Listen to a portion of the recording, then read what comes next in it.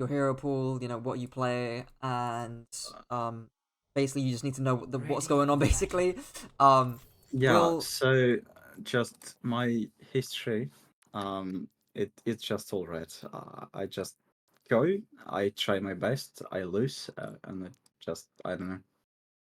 okay, I'm just guess I'm trying to figure out if I get lucky that I get up to diamond. right, But just that's amazing. yeah, Yeah, so I'm new the Kiriko. yeah.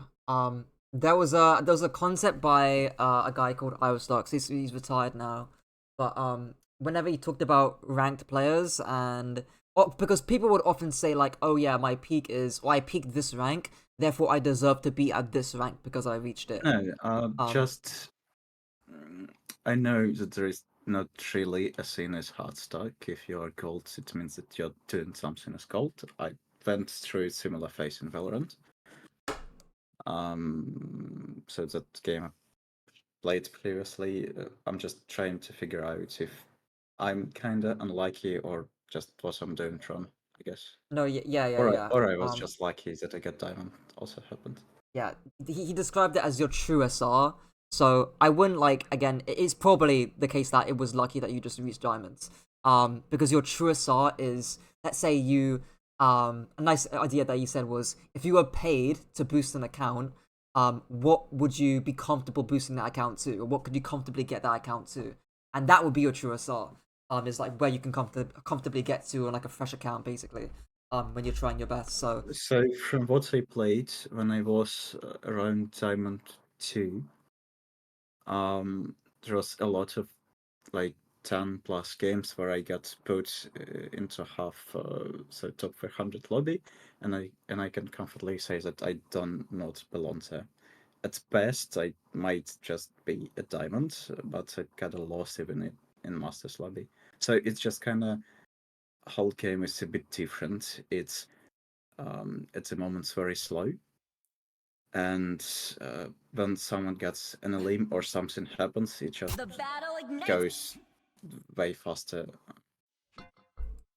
right. So just got lost. Yeah. Okay. We'll see here. I mean, I'm actually looking at your hero pool, Ilari, situation with Kiriana. Do you play much Ilari nowadays, really, or is this like a just a So it's just I'm trying to be helpful to my team. So if I can right? play Ilari, if I get someone, for example, like Train or Troudhawk, so I can kinda stay Ilari, or if I got another heal that can't really heal, so I can just go on Ilari, flank somewhere, and hold high ground, etc. And if we, for example, enemy goes Troudhawk, we don't have Ana, I go Ana to help with Troudhawk, or I can go Kiri if enemy Ana is good and our tank is just anti-heal every time. So that's kind of where it usually goes. Right, yeah, that makes sense. I mean that's fine to do. Like again, if your tank's getting antied and he's just dying every fight, then of course, like probably helpful to go Kiri. Even though that's probably on your tank's fault, to be honest, that's completely fine. The only thing I'd say there is be wary of swapping off too much. I don't think it's going to be an issue that you'll have because your hero pool's already fairly small, at least smaller than what some of the people that I know of. So But I just tried a lot of heroes, and I just know what I do not want to play. So mainly narrated to those three heroes. yeah, that's So fine. I can kind of go messy, but only time I go messy is if enemy has a good monkey. So Mercy basically can heal through monkey shield, so it's kind of what I might swap to, but not all. So that's basically all I play. Yeah. I know hero bans are also coming next season as well. Like they're coming fairly soon. One thing I will show you is just this quickly. If you go to like any leaderboard and you look at literally the top elo in any sort of character, like there will be OTPs who will play the character in any situation. This guy's probably the most obvious case of it.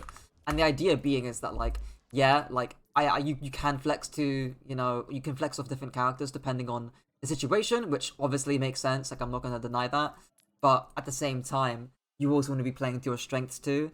And in this situation here, like by what you're implying in terms of like, oh yeah, you mainly play Iliari and sometimes Kiryu are situational. You should be looking to play Iliari wherever you really can if you are comfortable on that character the most. But yeah, that's all I have to say. That I'm comfortable, but just taking Ilari to play, for example, if we get Ball and Mercy, it's not a bust thing. Basically, I'm very limited to uh, who I can heal, where I can stay, and what can I do. So Ilari works well, from my experience, it works great, especially when I have Edge. So I can just stay with Edge on high ground and basically stays up forever. yeah. What's I'll say this. So I used to play. I mean, before Marvel got nerfed, I used to play him a lot, and I basically OTP'd him. And there were situations, and everyone knows Marco's got a lot of counters. There were situations where I was literally playing him into Honor, Zen, Diva, the standard Marco counters that everyone relates to. And I was doing fine. I was winning games, and I think this is really important because you need to be playing Iliari in cases where she might be suboptimal, or maybe there isn't a national high ground that you can sit with, because that's going to get you better at the character rather than flexing to whatever's the best. That's a band-aid fix, basically, is what I'm saying. I would try. It's not me saying to throw pick, basically, but it is me saying, try and get better at learning the character in situations where, honestly, it's probably fine playing the character if you're good enough at the character, and that's going to get you better at the game, rather than doing short-term fixes. But yeah, I'm just speaking from a personal experience there, and again, experience from people that OTP as well. But let's get into it. We'll Before I start off here, obviously you don't know the enemy comp, so I'm gonna be lenient this first fight. But what are you looking to do on Kiriko generally, and what are you looking to do with your team, as well as into the enemy comp? So what I'm trying is to keep my team alive. And if I can flank, I'll usually go do some damage, spot someone, etc. So, what do you mean by keep your team alive? Uh, so if they take damage, I usually try not to heal bottom, and I just heal them till they won't die, or my second support can just keep them alive, and then I'll just go do some damage, I guess. Right. So I'm not gonna dispute or say anything extra to that for now, because I think there's gonna be I'll probably mention what you just said or that idea later throughout, because I think that's gonna be important to your mindset on the character. Um, but or just important in general actually. But yeah, we'll see how it goes here. And yeah, we'll see. Okay. Okay. Okay. Okay, I'm not gonna speak yet. Okay. Yeah, so this is quite funny because if I zoom out here and let's say, I mean this entire fight is literally what you just said. So I'm actually glad you sort of mentioned that, because you mentioned how you'll heal your team if they're taking damage until they're full HP, or until they won't die or whatever, and then you look to weave in damage whenever you feel comfortable doing so. But if I draw my biggest worry with you saying that was that it was going to jeopardize your position and where you want to play. So I think zooming out here might be useful. And a nice exercise that I like doing is we'll draw a box, and I'll draw like a box of like where you'll play, and we'll see how long you stay in this box for. So you enter it like 47 seconds, and we do 2 exits, and you stay here. You stay on this exact pillar, mind you, for a very long time. Stay there, stay there, stay there, stay there, stay there, stay there, stay there, stay there, stay there, stay there. Now we're moving up, right? So for about almost 20 seconds, you stay in the exact same position, heal bottom your entire team. You don't need to play Kiriko to do that. If you wanted to do that, you play Life Weaver, or you play a much simpler support whose utility is healing. Your character is extremely strong at taking different off angles and flanking, and again trying to get value on those off angles and being able to do that safely because you've got TP. Right, so if I back it up here and go back to 47, where can you actually move to on this character that can get you off-angle value while still keeping you safe and still being able to contribute healing towards your team if needed? I guess I could go right side to the city of animal, whatever it is. I forget what it is. Or the elephant, right? Or or I can go left high ground and just play from a fence. Right, so there's multiple different options, and I'll bring up the sort of slight nuance between those options. So you can play anywhere on here, right? And this is the important thing: you can move from here to here, and you can still heal your team, right? This is the important thing: you can still move to off angles while contributing a fooder or healing towards your teammates. They're not mutually exclusive. So you staying here again will jeopardize where you want to play into later into the fight to get value with your shurikens or value on the angle. So playing here sets you up to be able to actually move a bit deeper and get a deeper angle. And if I press play, Yeah, I'll just go push main and twist him.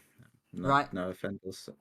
you can still, you actually get pole driven there by your the bull. You can still help your Genji, and actually you can potentially even drop down maybe somewhere in this vicinity and start off angling and damaging the surgeon right there who takes the angle. And that could have been like a really nice play that you could have done here, but instead we're standing in the exact same angle. Now there's ways, or there's sort of principles, I suppose, to make sure that you're safe while actually doing this and while you're taking these sort of angles here. The first is cover. So the reason why cover is important is because you can immediately go into it and stop taking damage at any time. Fairly obvious. But again, it maximizes the uptime that you can stay on an angle like this or an angle like this. And yeah, basically it makes it really hard for the enemy team to force you out, or to, like, if they want to force you out, they're going to waste their time, they're going to put themselves at risk, all that kind of thing there, you know? If you're playing around about here, or even here, to be honest, either one of these positions, if their bull or their Sojourn want to come and force you out, then they're putting themselves at risk for doing so, especially the Sojourn. And if the bull wants to do that, then guess what? Your Ana's under no pressure. Your Genji can start walking. Your Junkrat can walk. Your bull can walk. So if you're over here, and worst case scenario, the bull, Brig, and Sojourn want to come and chase you, that's really beneficial to your team. And that is what that right there is what truly helps your team. And it's that getting the attention off of your team and onto you. And you can, because you've got TP, you can just leave immediately. And you'll be fine. The second idea, or the second thing to keep you safe, is distance. It's very costly, for, again, if you're playing, there's like a max distance here. You've got plenty of time to react to the bull going onto you. Plenty of time to react to the Sojourn going onto you. And yeah, that's why distance is just important. It just gives you a lot of time to run away. I wouldn't say to play like really, really, really far away, because obviously you want to hit shurikens, and that might be hard to do if you're playing really far. Just enough distance to be able to react to, again, if you're getting pressured and you need to leave.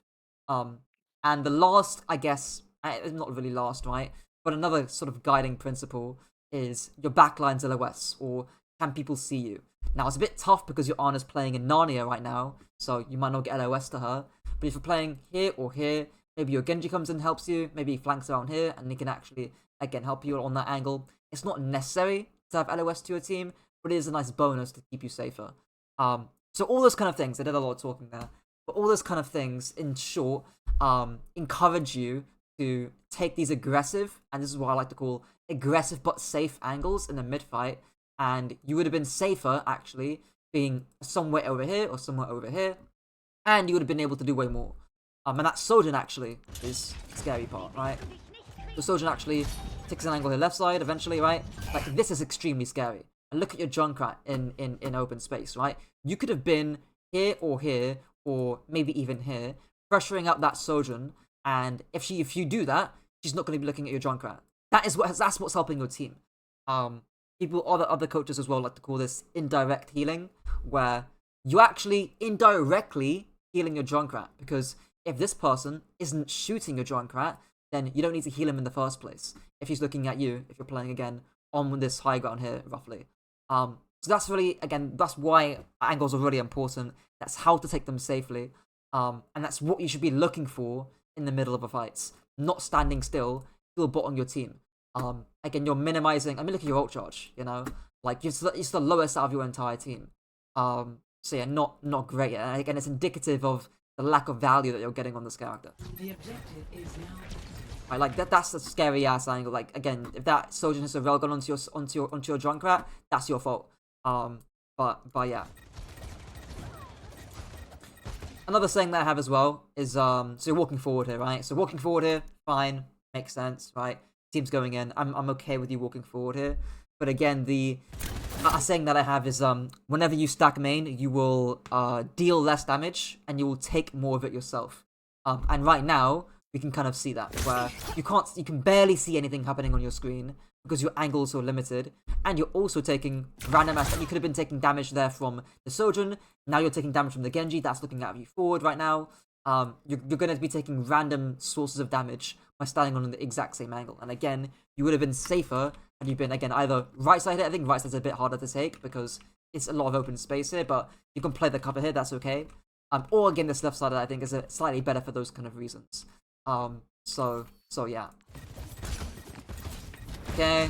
Right, like now you're tradable against the Genji. And again, this relates to the whole distance thing as well, right?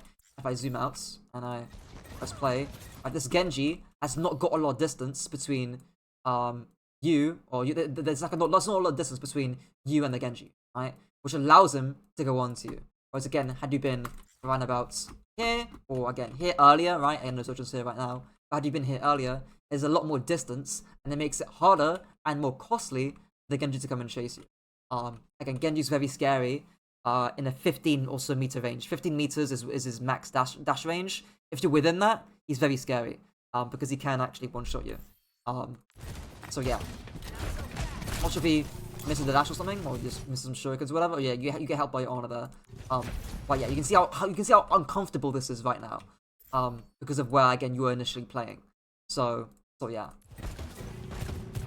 Hopefully you don't die here. Alright, yeah, you almost end up getting traded there.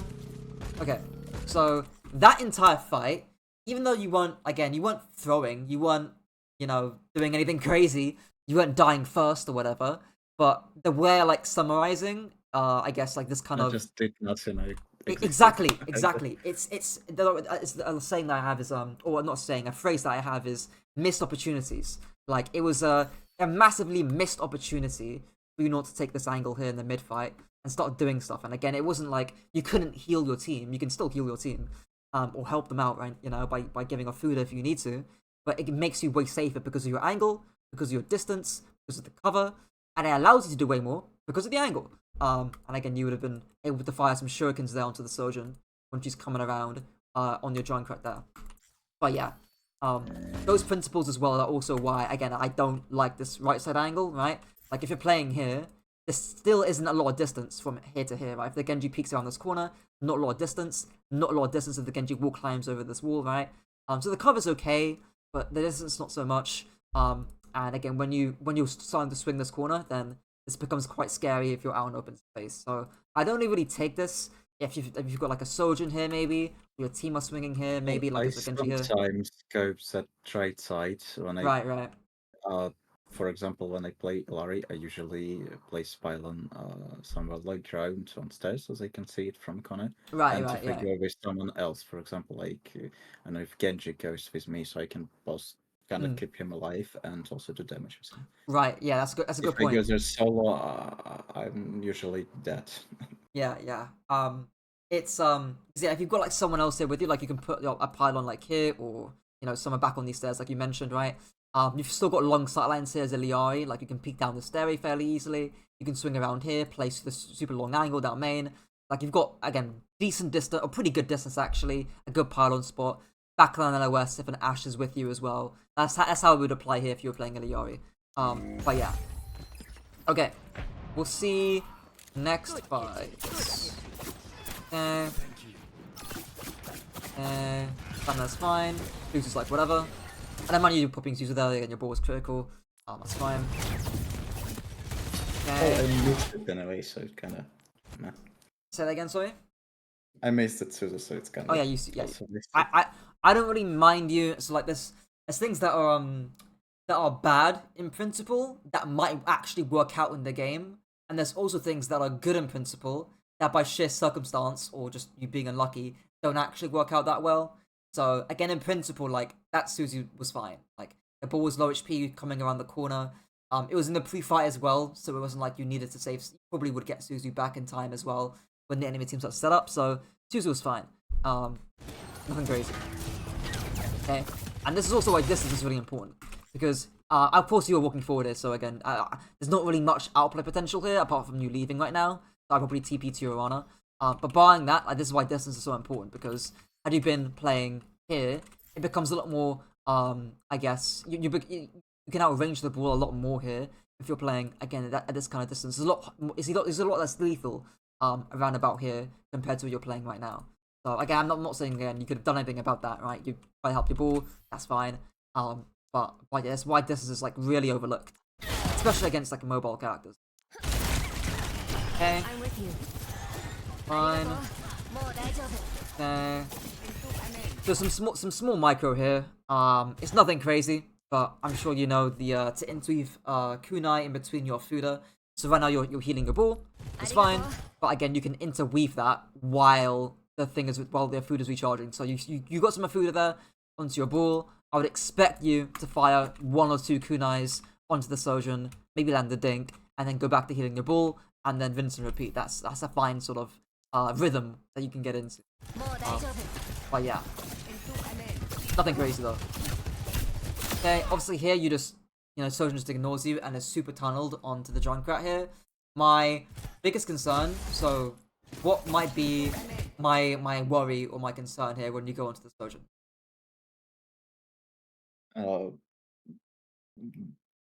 Honestly, I don't know. If the Sojin turned Great. around and looked at you, would you be scared? Well, kinda. I'm full HP. I got TP, so honestly, not really. So okay, here's the thing that I have as well. You don't want bad positioning to force bad cooldowns here, right? And if you need to TP away, which again that's fine, right? If you need to TP away, that implies that in the first place that I needed to TP, so my positioning was bad, and right. So like, as in like, you don't need to get your TP forced here. Kind of my point. It shouldn't be forced for the sake of it. Because again, you can just play it again with a little bit more. You can literally play this corner here, and your angle's the exact same. But you've got more distance. You can swing around the corner like this, and you'll be okay. While you can still aggress into the Sojin. Right now, you're lucky that she just doesn't look at you. But against a good Sojin, who will actually look at you and pay attention to what's going around, you will get either Suzu and or TP forced. Again, it's not efficient. It's not an efficient use of your cooldowns. So yeah, again, the reason why this is being caused is because A, you've got no cover, or you're out in open space, and B, you're really close to Sojin. So yeah, obviously you get fairly lucky there. I'm just kind of feeling, but still.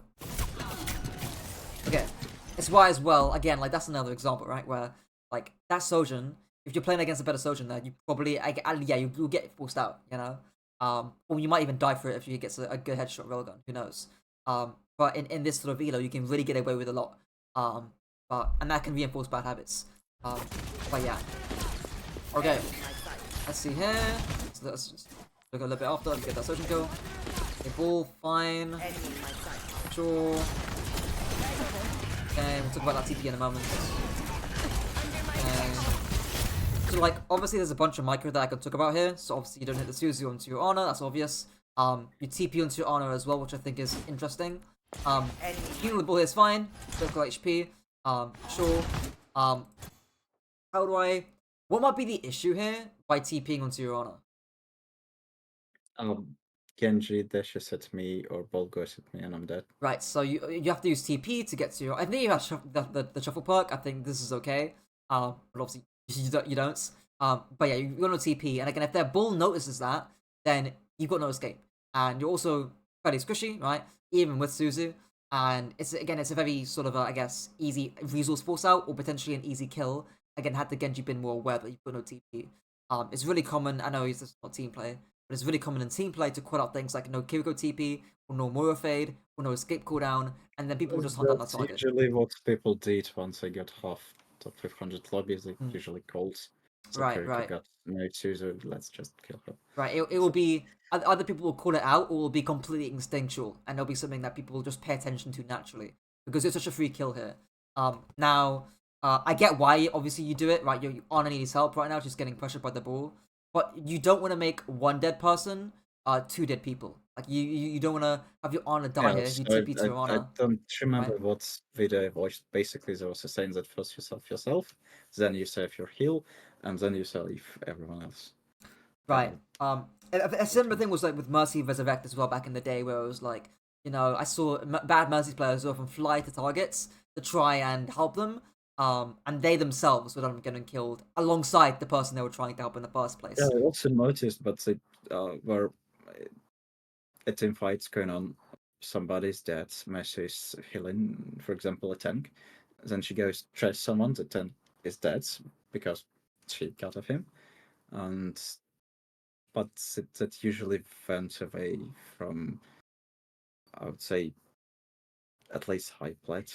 I didn't really notice a lot of messes first of all, but and Messi doing that stuff, or at least someone that someone dies just to save someone else. Right. Yeah. I mean, I used to be something fairly popular back in Overwatch 1. But yeah. What was I gonna say as well? So yeah, you're basically you don't need to TP here. It's kind of again a slight bit of a waste, to be honest, because you put yourself in danger by doing this. And you yourself become tradable, almost like we saw at the beginning of first fight. That doesn't mean that you shouldn't try to help your honor here, right? You can still play wide, like beyond your ball, and then try and put a fooder through your honor. Maybe you can even walk them over here. If so, your honor walks backwards, you can again swing wide here and try and heal her on the way. That's fine. If she walks forward, then you can walk climb up and then start healing a fooder there. Either way is fine. Or you can even stay where you are right now if you're expecting her to walk forward. But yeah, in other words, don't need to put TP there, obviously. Obviously, you guys will be fine. It's just a single ball. Even with the Misuzu, which I'm not going to cry about too much. Okay, fine. I'm not going to, again, Kunai or whatever. Okay. We'll talk about this Kitsune in a moment, and we'll talk about your angle in a moment as well. I'll watch more in this fight a little bit. Okay.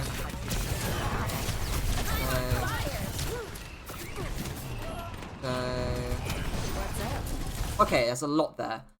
We'll start slow. So, where do we start with? Okay, so try and get a ball. Right, I think that's fine. Miss some shots, whatever. That's okay.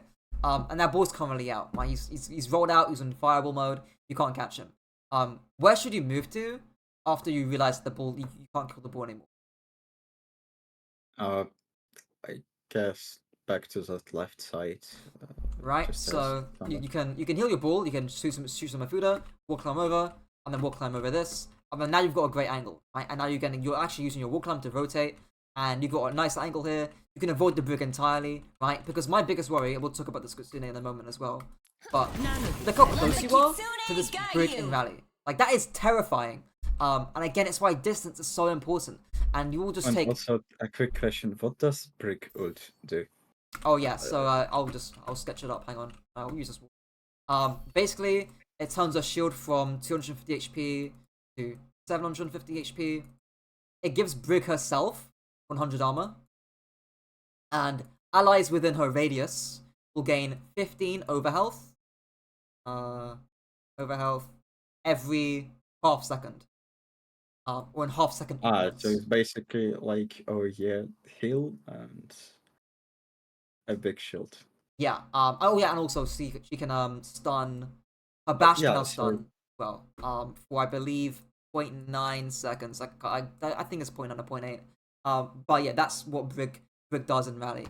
So yeah, as in other words, she's scary. And you don't want to be facing her essentially, where she should be right now. She should be bashing you right now. Getting that one-shot combo or getting a combo off onto you, and the Genji should be turning onto you when you're this bloody close. Again, comparatively over here, you've got a better angle and you're safer. It's a 2-for-1. So yeah, that's kind of what I want. I'm guessing I'm getting lucky that my enemies are also a bit dumb. Yeah, right. Sojourn didn't turn around, and again, it's common in plat. It's common in plat. Even Diamond and Masters, to a lesser extent, it's fairly common too. Like, dumb mistakes will happen there, and I even see dumb mistakes happen in pro play, all the time. So it's it's really the principle of it that you wanna focus on. But yeah, that's the main positional thing that I wanted to see there. And I like calling these things. So like the ability or the rotation, or there's really the ability to move from point A to point B.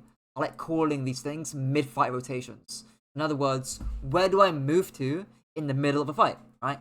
That's simple. And it's really like, we saw it first fight, where again, you could have, after you were healing up your team a little bit, You can move to the left side and then deepen your angle later. That's a mid-fight rotation, and now we're seeing one here too. And it's really the key thing that people, I guess, either don't do enough in plat, or they try and do it, but they don't do it in correct or safe ways. Maybe they do it without cover, maybe they do it too closely, etc. Right, so I'm guessing I should play a bit like video where I got 1-2 shots and then I go to different angle. It's. I mean, mid-fight rotations apply to every character in the game, really. Again, it looks differently on different characters. So, like, if you're playing Reaper, you're gonna rotate to positions where you're gonna have short silence, for example. Again, it's gonna look different on Widow, where it'll be the opposite. It's less so like, you fire 1 or 2 shots, then they'll move up. It's more so like paying attention to the aggression of the enemy team and how safe you can really push your aggression. Like, what's the position that I can play, really? Or the question you should be asking yourself is, where can I play that maximizes my aggression without putting me at risk? And again, in that first fight, right, the answer to that question was either over here or over here later into the fight. Another saying as well is the later into a fight, the more aggressive. The later into a fight, the more aggressive you can play, because the later into a fight, more things are going on. No one's going to be expecting a Kiriko to be flanking super late into a fight. It's not going to happen. People are going to be thinking about what's going on in front of their screens. It's actually kind of why, like, this Brig is not focused on Mew, because right now it's fairly late into a fight, and her focus is fully on that ball. Like, you've got all the freedom in the world, actually, to be able to flank over here, and Brig's not going to care about you. No one's going to be thinking about Kiriko moving here in the mid-fight. Like, she's going to be thinking about other stuff that's going on. So yeah. Also, this is your positioning here, right? At least for now. What about this Kitsune? So what told you to Kitsune here? So our ball got Nana, I'm full HP, I got ult, and enemy ball slow. And Anna follows us with also Nana, so I guess I just take 50-50 if we might win this. Right. Now, okay, so how do I phrase this? Your Kitsune is going through something. Like, I'm not saying this is like a terrible Kitsune. I'm not saying Well, this. at least enemies will get scared because I ulted, and Right. so Yeah. Sojourn actually, if I remember correctly, she backs up a bit after I use it.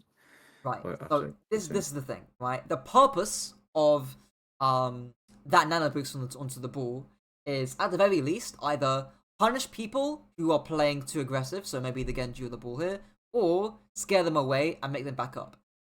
This Kitsune achieves the exact same thing. You don't need both of them, right? So it's kind of another example I like giving is when people, or when teams actually, used to stack High Noon on top of Window. And it's like, both the ultimates do the exact same thing. Only need one of them, and you'll achieve the same outcome. You don't need both at the same time. And it's kind of the exact same thing here when you're layering, or well, not layering, sorry, when you're stacking Kitsune and Nano Boost. You only need one of them, right? Maybe after this Nano Boost wears out, and then maybe they're still on point or whatever, then you can Kitsune afterwards. Then again, you can stagger it out basically, to get more value over the long term. But yeah, stacking is just inefficient. It's another way of thinking about it. It's an efficient use of cooldowns here. Because yeah, you're still gonna do stuff, right? You're gonna get value out of it, right? It's just inefficient in terms of how you're getting value out of it. Exactly, right? Yeah. And that goes is the opposite for your honor as well, right? Like if you Kitsune first, you could Kitsune first down here, and then your honor pops Nano Boost. I'd be questioning that a lot from your honor, because you've already got Kitsune down main here.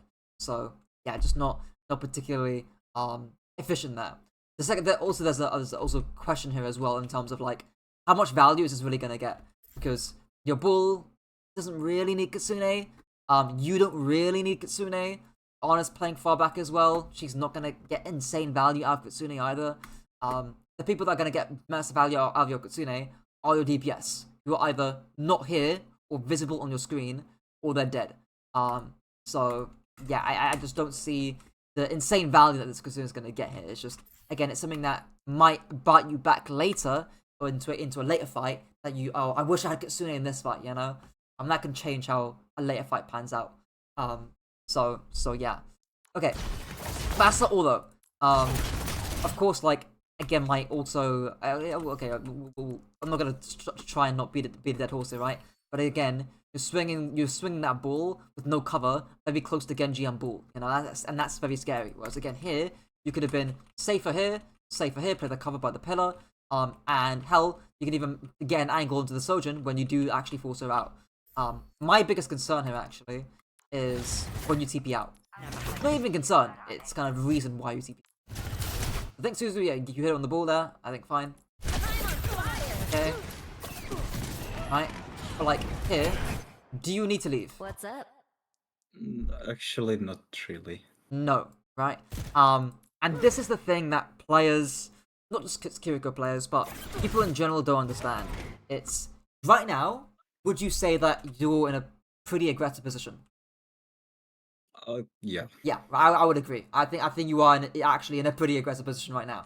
But aggression does not always imply danger, and that's the thing that people don't always, I guess, understand. Is that you can, again, links back to what I said about playing aggressive but safe. You know, that's why I always say it, because people always think that if I play aggressively, I'm going to put myself in danger, so I'm scared to do that. And in actuality, it's not always the case. Now, of course, you can play things that are aggressive, but also dangerous, right? So an example of that might have just been when you were swinging the corner here, very close to the Bull and the Genji. That's aggressive and dangerous, because you're doing it without cover, and you're doing it very close to them. But the two ideas aren't mutually exclusive.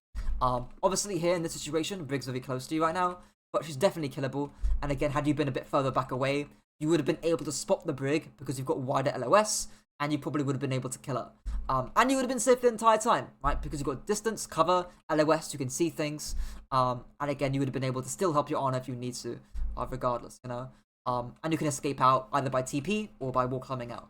So you would have been very safe there. While also very aggressive. So yeah. And actually, another idea that I have related to this is nobody's looking at you right now. Or when you TP out. Like, no one's looking at you. Brig's not looking at you. Bull's not really looking at you. Genji's not looking at you. Sojin might, but she's not looking at you right now. Again, you can hold this angle. Let's say you actually held this angle, right? Let's say you stood over here on the pillar here, and you kept this position, right? You can actually dome the Sojin there. You can maybe get a Kiriko headshot. Maybe you can get some headshots onto the Brig, right? Like, your value on this angle is it's pretty big, honestly, if you stay here. Like, it's the difference between getting a kill onto the Sojin, whereas now you actually miss out on that opportunity, right? And we can even talk about the Kitsune idea right now as well, right? But Kitsune here would be amazing. Like, imagine right now you're here in this angle, you Kitsune down this angle, you pop that Sojin's head, you heal up your ball really quickly. That's a one fight, you know. Like your ball lives, you kill the Sojin, you get good value out of that Kitsune, I'd say. And that probably is a one fight, you know. So a bit unfortunate there, and again, it's a missed opportunity, I'd say. Okay. Okay. And yeah, that's gonna be a slide out there. And nothing crazy was after you TP them, nothing insane. Okay. We'll see next fight. Draw strength from nature. Okay. Get up a little bit. Okay. Sure. Okay. Fine, so there's not really an angle that you can really take it. Your ball's going in really early. I'm fine with where you're at right now. Maybe a little bit more cover, but barring that, I think this is okay so far. Let me also just lower down the game sound a little bit. Cool. We'll see here. This ends. Okay, overclock from the Sojin. Okay. Cover's fine. Okay. We'll talk about this angle in a moment. Okay, we'll talk about that TP in a moment. Okay. Okay, so what do you think are the things that go wrong here? With you. There's a few things. I'm saying that I would have better to just climbed up, so the uptime between me flanking would be much less, and also I tip it to Genji to make one dead person a two dead person. Yeah, right, So- great. I think, yeah, those two things I would agree with, because the downtime here is like you can't see anyone, right? You can't help anyone. Like, if someone gets low, the only way you can help them is by TPing. And that's actually kind of what you do, because you TP to your Genji here to help him out. Yeah, he gets critical, immediately, boom, TP to help him out. And now, you're putting yourself, you don't even know where the enemy team are at. You've got no idea how much danger you're putting yourself in right now. And again, it's not like you've got the shuffle perk and you can just boop out and leave, you know? So yeah, bit unfortunate here. I think if you also had potentially, and we'll see here as well, see in your POV if you help the Genji out here. I guess I'm dying here regardless, right? I don't. Yeah, a bit unfortunate, right? But not even that I was necessarily concerned about. You can actually wall climb to this left angle over here, right? And this would be, you know, aggressive but safe, as I mentioned before, and in this context it'd still be aggressive but safe. The only person that can reach you is the ball. Maybe Sojin as well, right? But again, like I mentioned beforehand, if you've got a ball and Sojin onto you, you're fine there actually. Fine taking that trade. That means that there's not as many characters going on top of your backline. That's okay. I doubt they're going to be doing that anyways because it's in the mid fight, right? But yeah, this would be like if you again flick your crosshair around, boom, put yourself over here, and then like this is again you can go into the Sojin here. You can get some dough. Like that Sojin. It's going to be impossible, almost impossible for that Sojin to try and damage you if you're here. If you're on this, if you're on that angle right there. And then maybe you can pull Sojin out, right? Maybe she power slides away. Now you can like actually move more aggressively, right? Just like to this angle and start damaging Sojin. Maybe you get that kill. You're actually getting the kill right now. But again, you could have done that in a lot safer, in a lot more of a safer way, in a lot more of a controlled way, compared to again TPing out in open space and playing down in this sort of on the slow ground.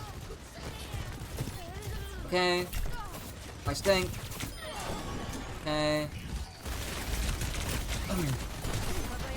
Okay, and oh yeah, and also notice as well how when you're rotating here, yeah, and you're putting yourself, you've got no cover here, right? So the Sojin could be turning around at you right now and blasting you while you're in disruptor shot. So yeah, no cover there.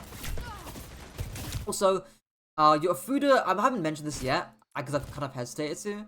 Is your Fuda on hold or toggle?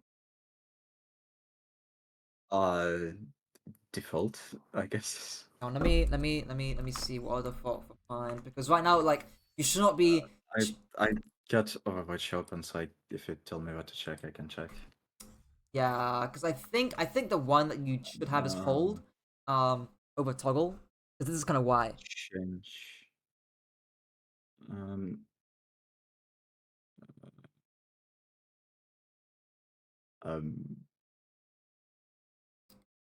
Because I'd be surprised if you're holding the Sofuda down right now.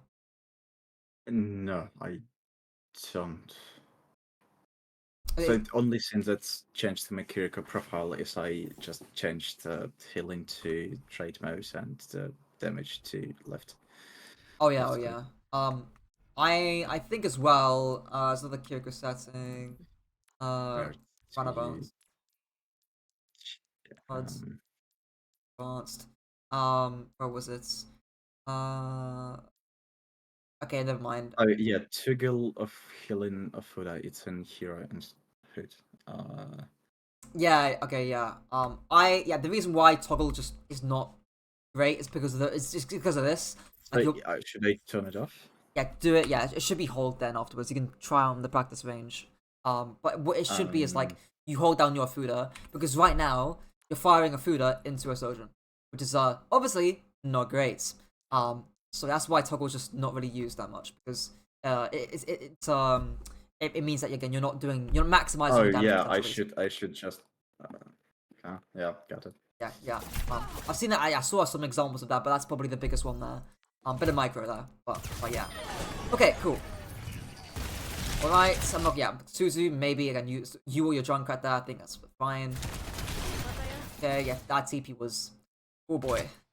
So the idea behind the TP was to, I guess, go and take a health spike.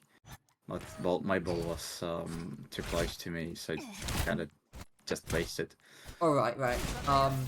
Yeah, there's like a 5 minute gap between you and your TP target. But yeah, I mean, there is a. I'm not mention this. I won't really put much emphasis on TPing away that much because again, it's ranked. You can't control your teammates are gonna play. But in high level, like it's really common for people to set up TPs for their Kiriko, so she gets away safely in the mid fight. So, also you would die here. Yeah, that's one of the things I noticed in Diamond. That usually people wait for Messi so she can fly to you, or Healed. go closer to Kiriko so that Right. she can TP to you. Okay. And obviously, I had a TP there. You maybe could have TP'd away, but I'm not gonna cry about it too much. Okay, we'll see here.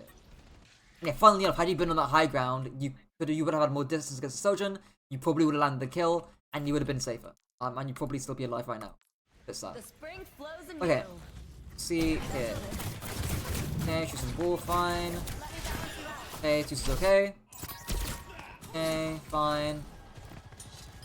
Sure. Okay. Sure. Fine. You don't. This is not. This is not a mine that's preventing you or your team from doing anything. Don't bother choosing this. Get your team here.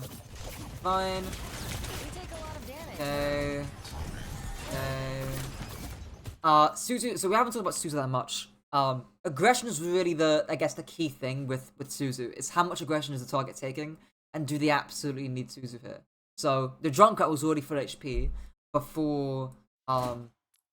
Yes, I'll ask you this: how much aggression is the Drunkrat taking, or what aggression is he taking? Not much, I guess. Not much, right? Just a But ball power just- driver. He can live this, Yeah. right? Now, if a Genji, to slightly change the situation here, if a Genji was going on your Junkrat, then maybe I think otherwise. So maybe Suzuing if a Genji was on top of your Junkrat makes a bit more sense. Because Junkrat and Bull can one-shot your Junkrat very easily if they sync up their burst damage together. So then Suzuing this would be better. But it's just a Bull, so you don't need to. And who knows, right? Maybe, that it's a 40-second cooldown, Like, maybe later into a fight, you're going to need that Suzu back. We'll see. Hell, maybe here, who knows? If that Sojourn actually hit that Railgun onto you and hit some good shots. Okay. Again, is the TP here necessary? Not really. No, right? Like, again, this is why aggression and safety is important.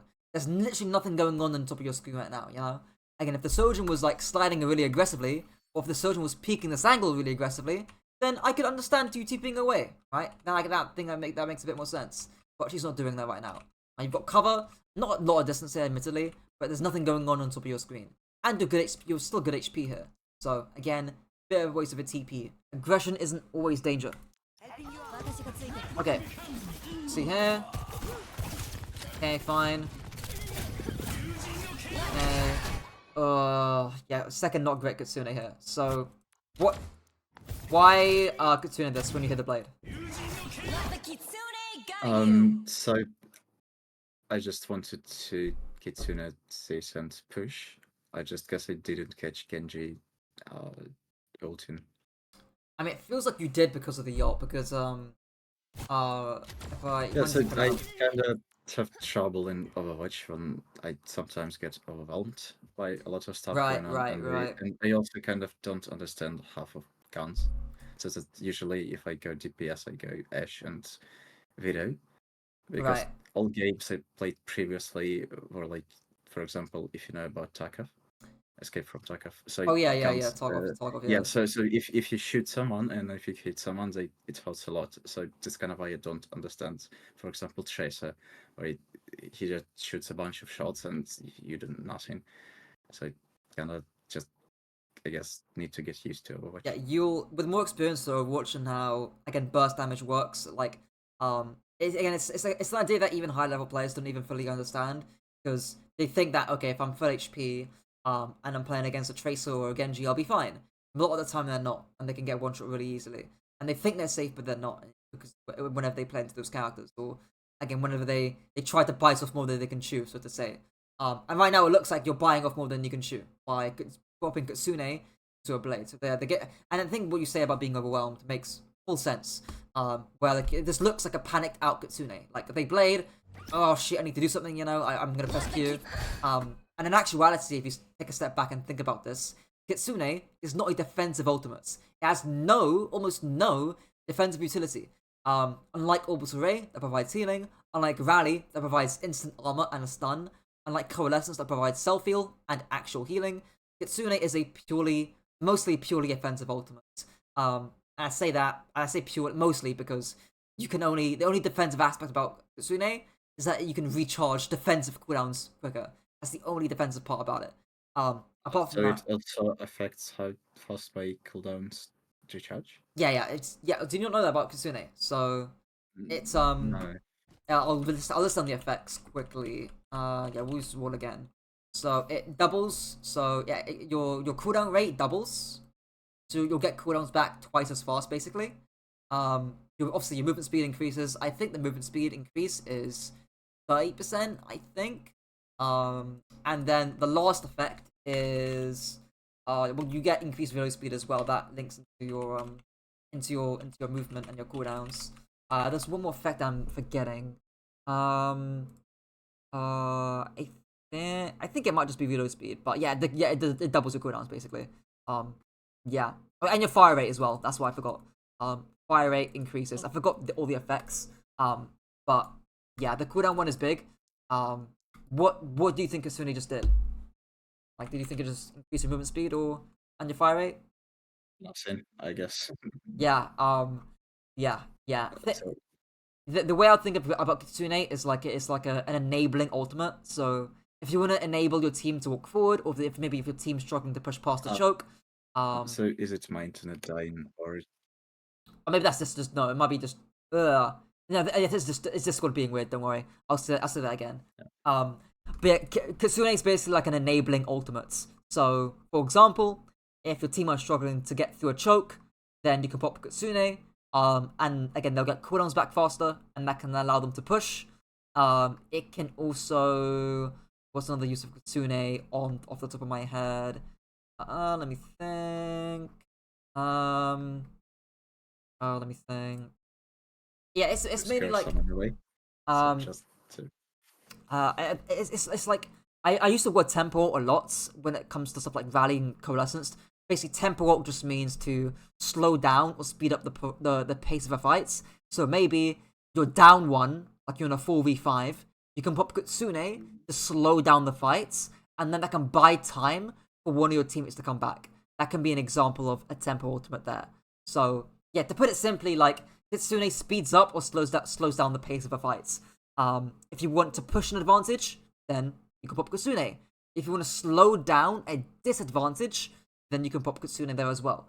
But obviously right now, like Kitsune is not going to change the impact of this blade. It provides no defensive utility compared to again something like Rally. So yeah.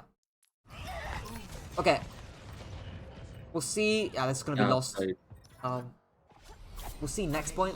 If I remember, I just lost this Backup is game. coming, so let's give it to them. So among my games, I had only one that I won, and basically,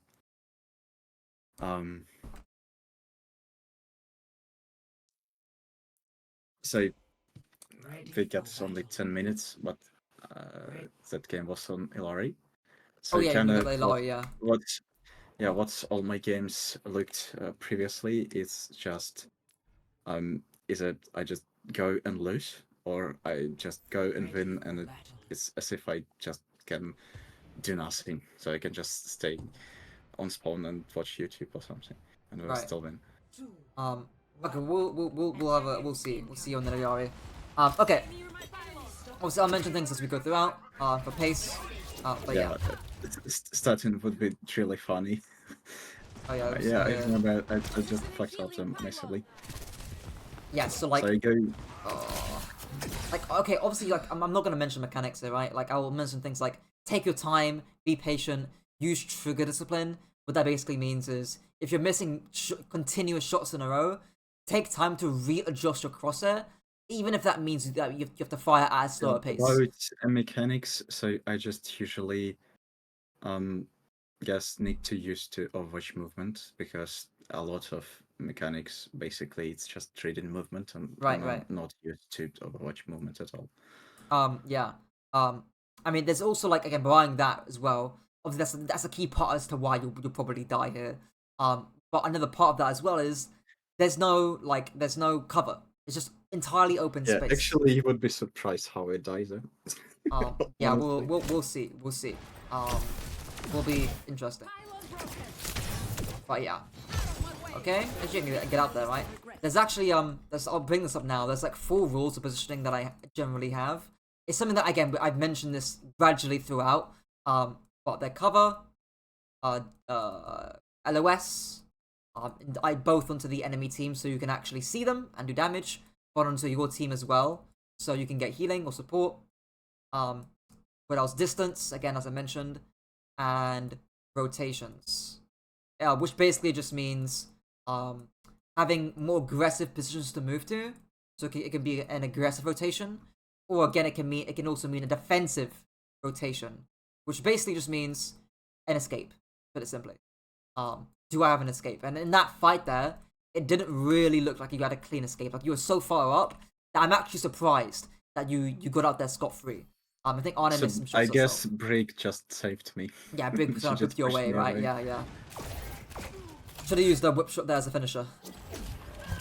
Okay, we'll see. And now it's the part where I die. And now you go here again. And yeah, the Arne misses the sleep dot here, and again, like the cover itself, the lack of cover should already tell you this is a bad place to be. Naded, and then you jump. I die. Yeah, just jump off a man. I mean, you probably would have died there regardless. But yeah. Okay, we'll see here. Okay. Someone's above. Okay. Okay. Okay, so already a lot here to talk about, at least positional wise. So, what's the issue with where you're at right now, and where can you maybe play? That gives you a better angle. So it will be a good idea to go inside the building to my left. Yes. And just yes. go look, I guess, somewhere. Yeah, like in the door. put a pylon right here, flying through here. Yeah. Amazing angle on their Brig or their Honor. You avoid that Sojourn entirely, basically. Don't need to fight her. So if I remember correctly, that's what I did 20 seconds from now, because it just got Right. Like, free. Yeah, so it's something that I would expect you to do. just hit me. And again, like I mentioned earlier, right? These like mid rotations. The issue is that people either don't take them quickly, or they don't take them. They don't take these rotations enough. Yeah, so if I rotate and I just try to kill someone, that the person I'm trying to kill won't damage our team, so I don't need to kill them. Okay, pylon, yeah, better repositioning of the pylon there. I'm just gonna mention that. Okay, there we go. Okay. Only thing I'd say there is that you don't need to use Outburst to get here. It's not an insane point, but again, try and because you never know, right? Like maybe the Reinhardt pins so onto that you. might get out utility, and I just need to save it. Yeah, my life. basically. Oh, it's fine. Okay. Yeah, now we get into like again. This is why distance is really important because you've got a big fat railgun literally in your face. So yeah, like again, you would have been safer here just by stand here. That's all you need to do. Stand here, shoot the Sojourn. She hasn't got a pylon herself, right? You've got more sustain than her. And again, like I mentioned earlier, this is aggressive but safe because if she wants to push you and slide into you, she's putting herself at risk for doing so, and that's what makes this position so good. So yeah, just less is more basically. Right, stay here, shoot Sojourn, and you're okay. Alright, here. Now you're out your pylon, right? You have to do this like weird thing. Maybe you have to like bump yourself against like the wall here, even like the ceiling of this corridor as well. That means that you can't get into your pylon radius quickly enough, right? And it becomes a bit messy here, And you get caught up by high. Oh, whoa! I thought you were gonna get out there. Actually get caught by high noon there. Yeah. Like again, like how you just like you can even watch that back and let's say you AFK'd basically AFK'd. Like That's I just didn't really do anything. yeah, like look how much more relaxed this is, and if she pushes you, you just outburst away and you get the mini and you're fine. Yeah, that's a big key fight there. And if you live that, you kill the Sojourn. Like that's a fight. That goes from a 4v5 to a 5v4, and then you win that fight. And then maybe you get a captive son, and then you can close that fight out. Like, that is a fight win, but just solely based on what you do there. But yeah, it's been unfortunate. Okay, we'll see here. Beat it up. Balance okay. Okay. But even now, right, your Paron can just passively heal your Ryan. Why not just use your outburst, like just stand up or like AFK, hold it down, and then get up to the high ground here and try and get a better I can angle. get to high ground with my. Sorry? So I can actually jump to that high ground with my. I'm pretty sure you can. If you stand still, because so like if you walk forward, right? I might even I'll illustrate this now actually. It's coming to the end anyways. But if you stand still, you'll get more verticality on your outburst. Whereas if you're moving, you'll get less verticality. So I'll show here. So like I should probably I think I can reach this. So if I stand still like here, even here maybe. Yeah. Reach all the way up there. Oh. I'm pretty sure I can do it And even if lower I- here, to be if I honest. hold W, I can just jump forward. Yeah, so if I'm walking forward here and I jump and I press shift at the same time, I won't get as much height. But if I like just AFK, if I stand still and I hold it down, comes back, I get more heights. You get a little bit more height if you stand still, because all your momentum's going upwards. It's going vertically rather than being split horizontally and vertically. That's why moving forward there splits it up. But yeah, you can like if you're struggling to get to high places, then that's probably why. So yeah, you can. You don't need to always do it, obviously, but in some circumstances that might be necessary. But yeah, I thought I'd show that a little bit of micro there. Everyone won. Damn it, Liverpool. But yeah, my point there being is as well. My point there is you would have gotten a better angle there, and you're still safe. You still got distance there. Make sure that's the correct one. Let me. But regarding Kiriko, Ilari gameplay, so two the angles, so a good one. So I need to take. Does it kind of look similar, or should I play more aggressive on Ilari? It's like the way I would put it. Is I mean yeah, we can even talk about it now, right? So we'll do a summary at the end. Let's use this wall. Yeah, we use. And then I'll say the first point, like take or look for positions that are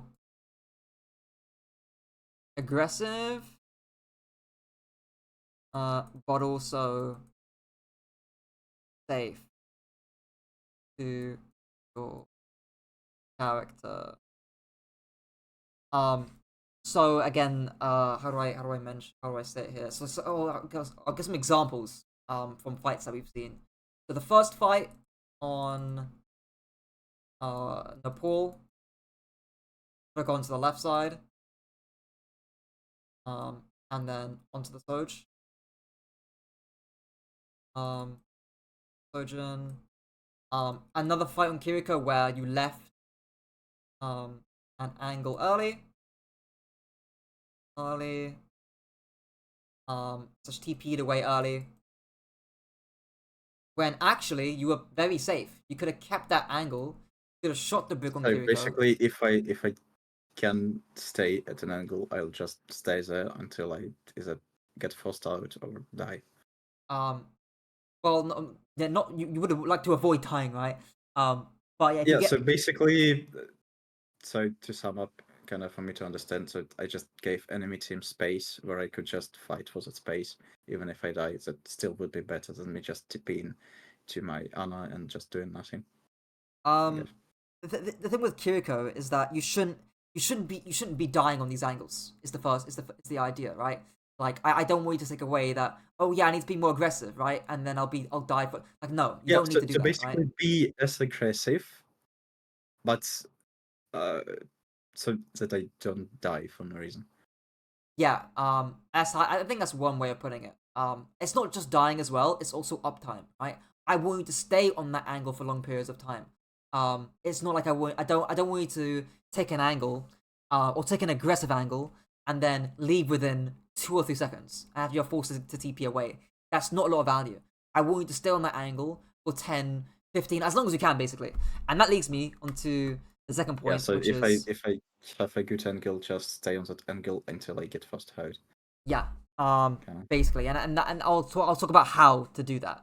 And that's the safety factors here, right? So again, we saw multiple times where you were out of in open space, so lack of cover, I'll say, um, or lack of cover. I'll just say cover, and where you were also to lead on to that, you had cover in places, but you were walking forward out of cover. So again, that Iliari fight onto the Sojin there is an example.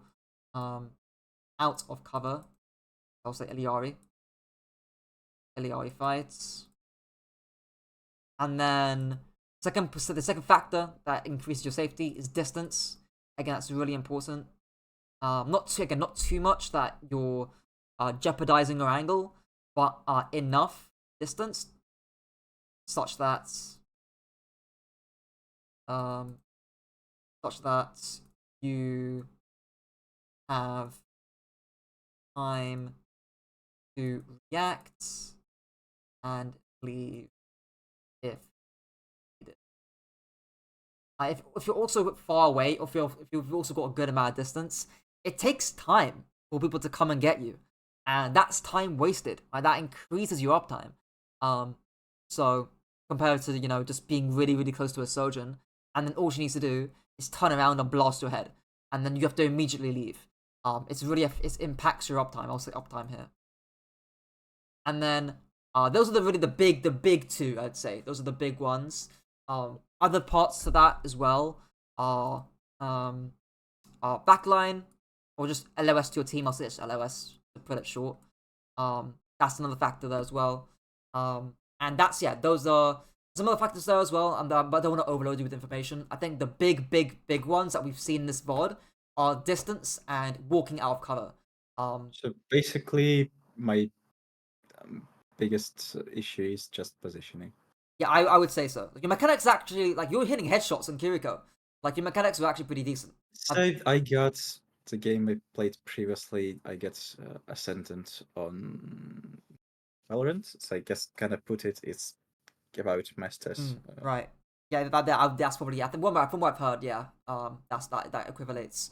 But yeah, like, I mean, you missed some shots in LEI at the beginning, right? But barring that, like, the mechanics that were not holding you back. They're not the reason why you might be bouncing between Plat, Diamond, and Masters. But I think it's the consistency So in the I guess positioning. to put it basically, if I so kind of when I came to Overwatch, I immediately got silver DPS and gold support, and then I kind of played a bit, and I just shot straight through on support. I just shot straight through whole gold, whole plat, ended up in diamond one. Was in diamond one for about a week, and then I just lost about 25 games in a row, and got to diamond plat 1 or 2, whatever I'm at.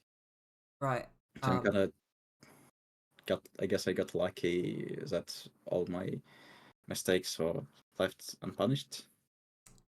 Yeah. Listening. I would also say, like, it's common for players to have big win streaks and big loss streaks. I always say to players that if you feel that you're, I mean, typically this is what they usually say. That they feel bad that they're on a big loss streak, but if you're confident that you weren't the main reason as to losing your games, you'll get those wins back in time.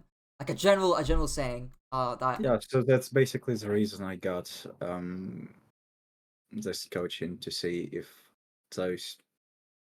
Well, I know it's kind of 20 something games in a row lost. So I started doubting if I'm ever doing something right. So right. it's kind of, yeah. It, Okay, it so then to sum up, last quick question about positioning. yeah, go on. Are there any resources or sites that just give you a view of a map, so I can just look it from Yeah, it's a good height question. and Yeah. just There's one old site, so let me get it up right now.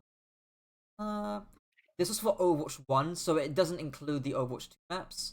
But Google hasn't. I think that's you now. So those are for all Overwatch 1 maps. Nobody's actually recreated one for Overwatch 2 maps or the added Overwatch 1 maps, but that should give you a good starting point in some of the maps. I would say for you as well. I would literally just go to a custom game. I'll go into a custom game. Look, you can even look at it top down like this almost. You can go spectate. You can go custom game, go to spectator, and then load in the map. Go top down, or like you can fly through basically, and then look for different angles or positions that you might not have known before, or even on Iliari, right? You could even try and see if you can outburst to certain positions, like see where you can outburst to. That might be useful as well because I don't think you. Yeah, so I guess I just need to learn a bit more of Overwatch. Right. Yeah, basically. Yeah, That's how because it was funny enough. So when I downloaded Overwatch, I just immediately went trend game on video, and I completely forgot that you just need to hold left click to charge a shot on video, and I would just like wait. So I scope, I wait, think that it's charging, and I just shoot a zero charge shot. So it's gonna. Yeah, I mean hang on, that's. Oh no, I forgot. So I just scoped. I hold left click to charge a shot, and Right.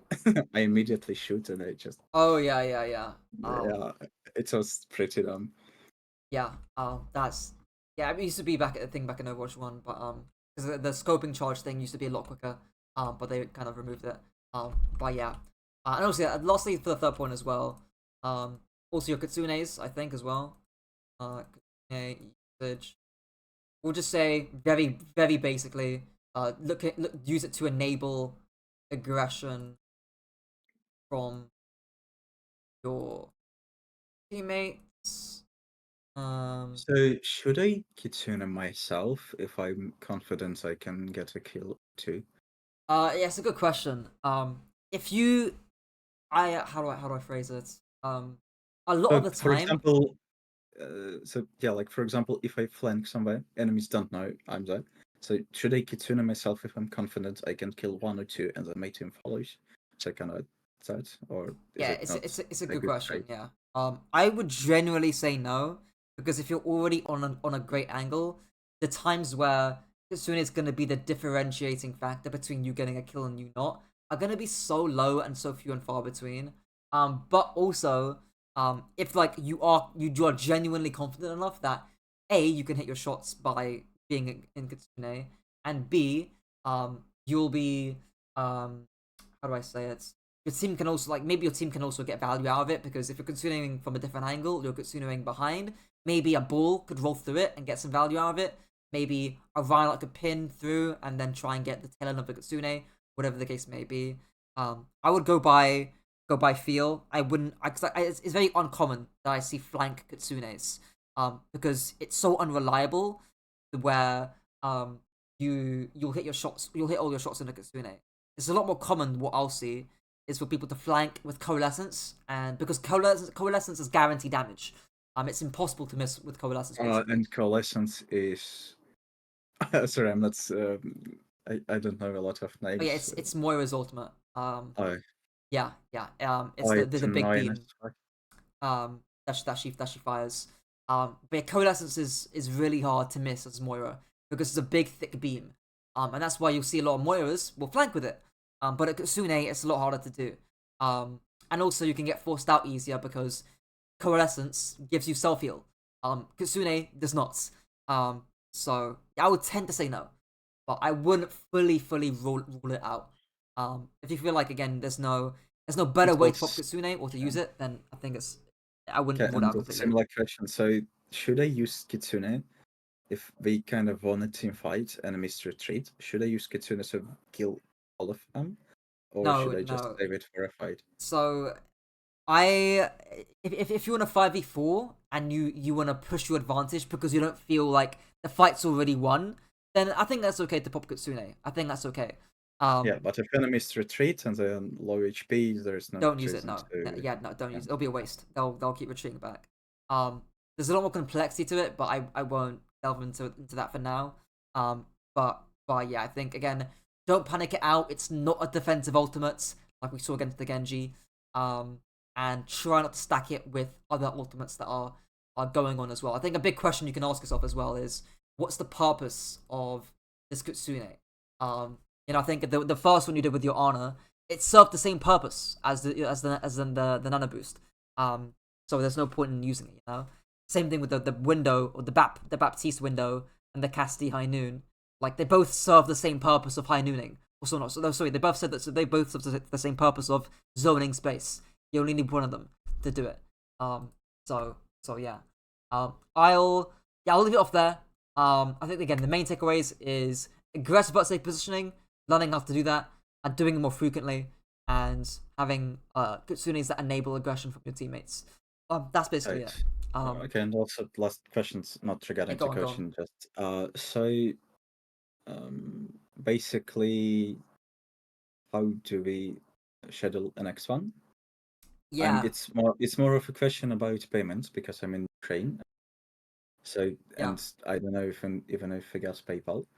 So should I all use it from MetaFi like I did? Because it's like surprisingly a $10 difference between your prices in Discord and so let's say charges.